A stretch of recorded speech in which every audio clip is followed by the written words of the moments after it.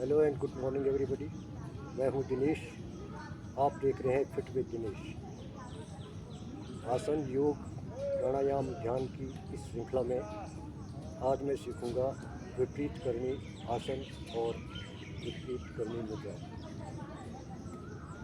विपरीत करनी आसन करने से अनेकों लाभ हैं। घेरण संहिता के अनुसार नाभि के मूल में सूर्य नाड़ी और मुख के तालुओं में चंद्र नाड़ी स्थित है। जब सूर्य अपने तेज से शरीर का अमृतपान कर लेता है तो मनुष्य की मृत्यु हो जाती है। इसलिए सूर्य नाड़ी को ऊपर रखना चाहिए। इसके लिए आचार्य ने विपरीत करनी मुद्रा सुझाई है। इसके लाभ: जो साधक इसको प्रतिदिन करता है वह मौत और बुढ़ापे पर विजय पाता है। साधक प्रतिदिन करने से जठराग्नि प्रदीप्त होती है, इसलिए जरूरी है कि संतुलित आहार किया जाए। इस प्राणायाम में चक्रों का ध्यान करने से ओज, तेज, बल, वीर्य में वृद्धि होती है, स्थिरता बनी रहती है।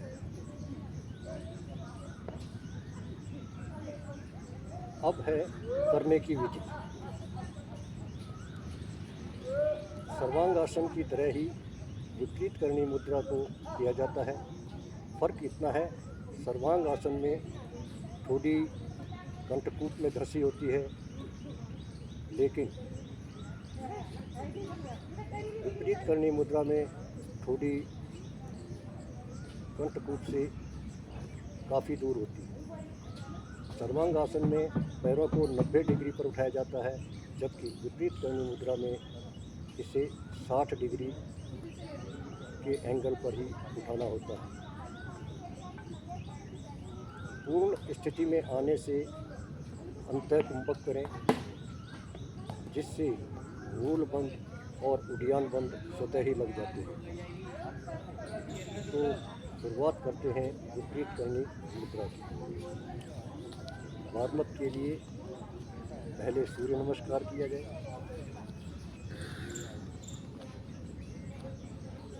ओम मित्राय नमः, ओम रवये नमः,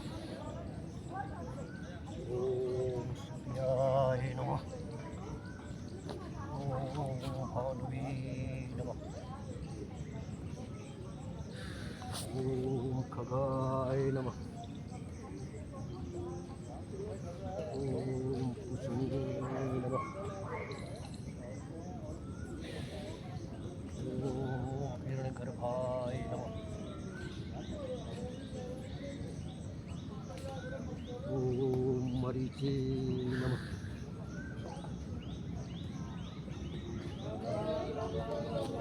ओम अर्काय नमः, ओम सवित्रे नमः, ओम अर्काय नमः, ओम भास्कराय नमः।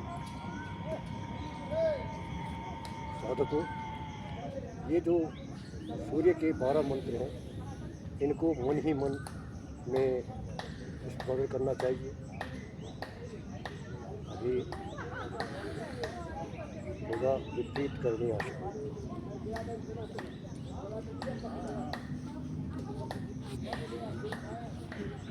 पाँव को दंडवत करके बैठ जाए, पीठ के ऊपर लेट जाए, शवासन की मुद्रा में आए। पहले करूँगा सर्वांगासन।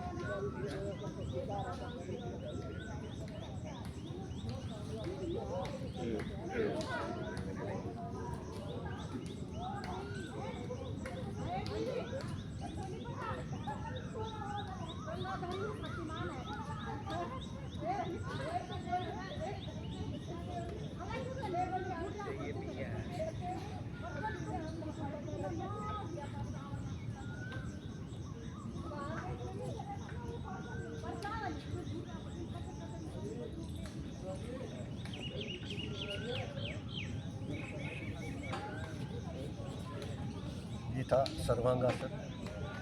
इसके फायदे बिल्कुल शीर्षासन की तरह हैं। जो व्यक्ति शीर्षासन करने में असमर्थ है वह सर्वांगासन से शीर्षासन के लाभ ले सकता है।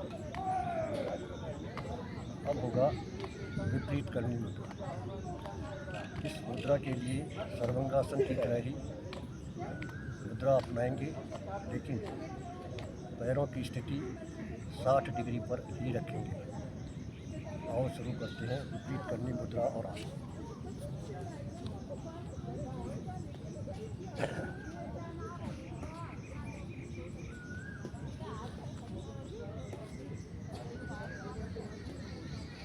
यह है विपरीत करनी आसन। अभी इसको मुद्रा में परिणत करने के लिए अंतः कुंभक करें।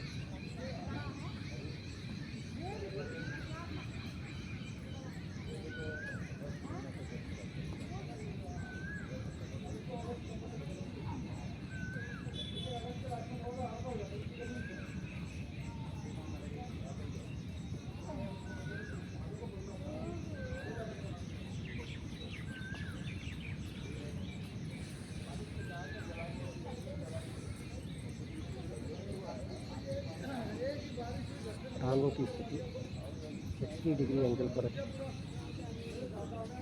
एक बार फिर देखें।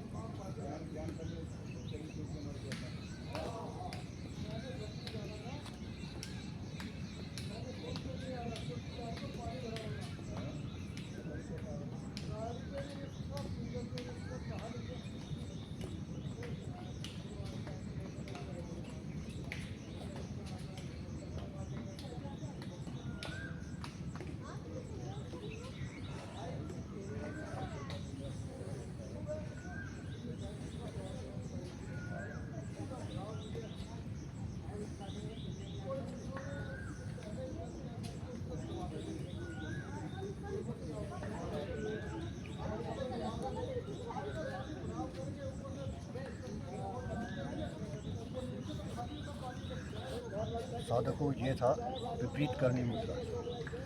अब इसमें नाम आया है आचार्य घिरण।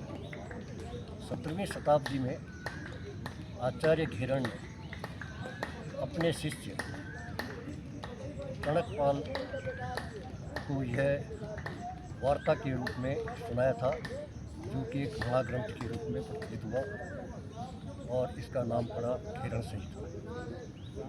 इसके बारे में डिटेल से कभी और बात करेंगे।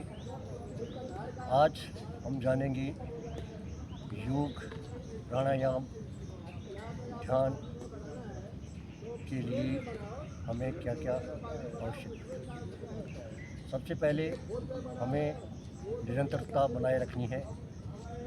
पूर्णता की और ध्यान न देकर प्रक्रिया पर ध्यान देना चाहिए। स्टेप बाय स्टेप योग को सीखना चाहिए। कहते हैं कर्म करने से ही फल प्राप्त होता है।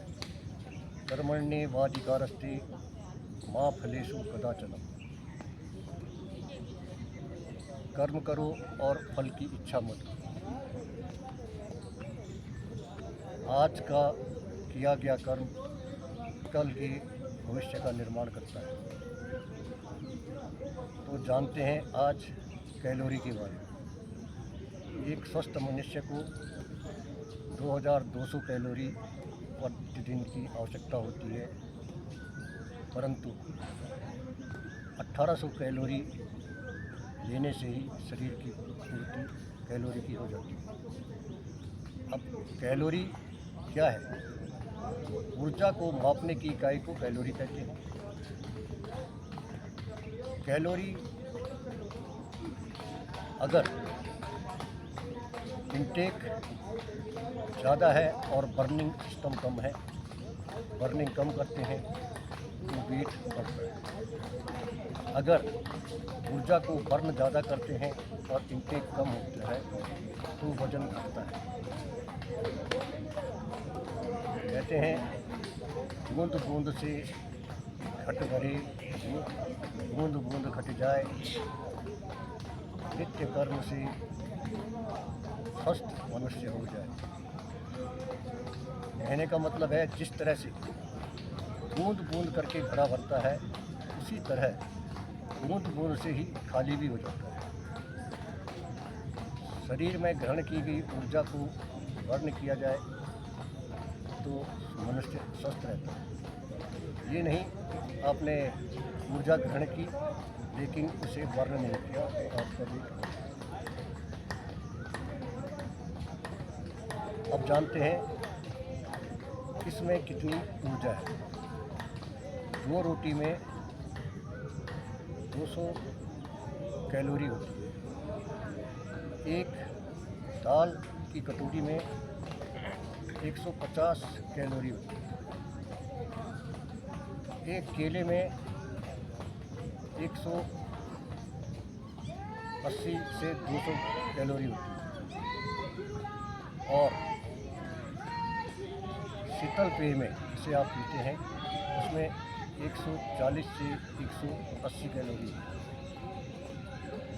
चाय में 200 से 300 कैलोरी होती है।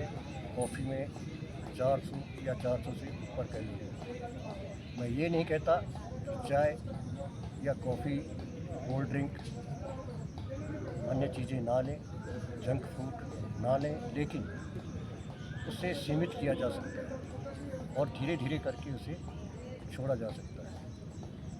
इसलिए कैलोरी बर्निंग का ध्यान रखें।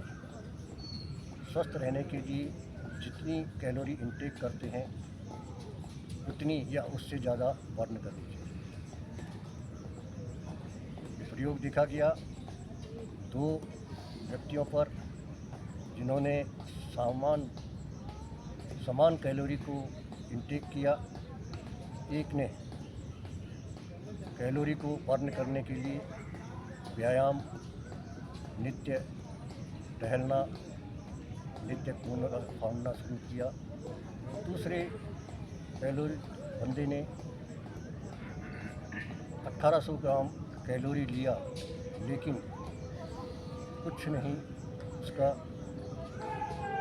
ऊर्जा को खर्च किया। परिणामतः जिसने ऊर्जा को खर्च करने के लिए कार्रवाई की वह स्वस्थ रहा और जिसने ऊर्जा ग्रहण करने के बाद कोई भी प्रतिक्रिया नहीं की तो वह अस्वस्थ रहा। अब ऊर्जा का खर्च में चलना फिरना, दौड़ना, व्यायाम करना, योग करना ये शामिल है।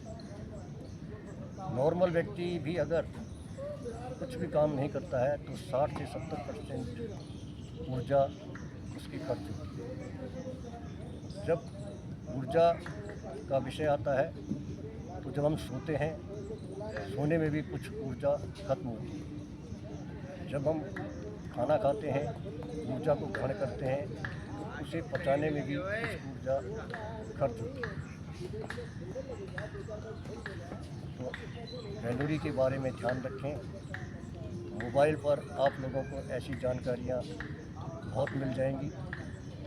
आप अन्यथा मोबाइल को ना लें और ज्ञानवर्धक चीज़ें इससे सुनें, आपको लाभ होगा। इसी के साथ यहाँ पर समाप्ति करता हूँ।